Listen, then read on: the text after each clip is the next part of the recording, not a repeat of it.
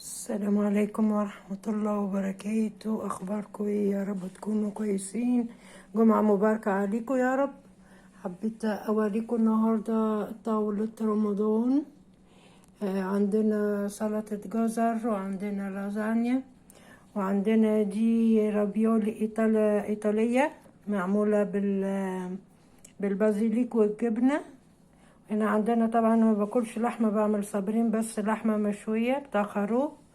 وهنا عندنا البروكلي وعندنا الكرنبيط الابيض والبروكلي الاخضر.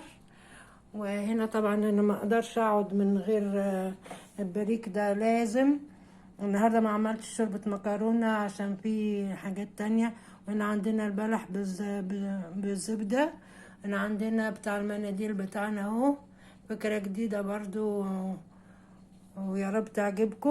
ولسه في السهرة بقى بصور لكم بقى التورتة، عشان انا عاملة تورتة زبادي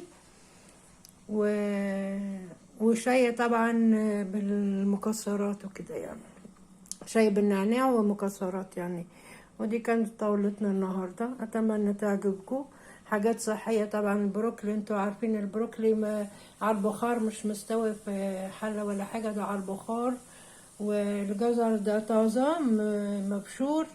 واللازانيا دي عادي يعني، ما فيهاش حاجات مقلية ولا حاجة. ودي برضو مسلوقة في مية ومحطوط عليها زبدة وجبنة مبشورة، واللحمة مشوية طبعا صحية. ويا رب تعجبكم طاولتنا النهاردة، وليلتكم سعيدة. وشكرا، انا بصور لكم بقى تورتة الزبادي والحاجات التانية. سلام عليكم.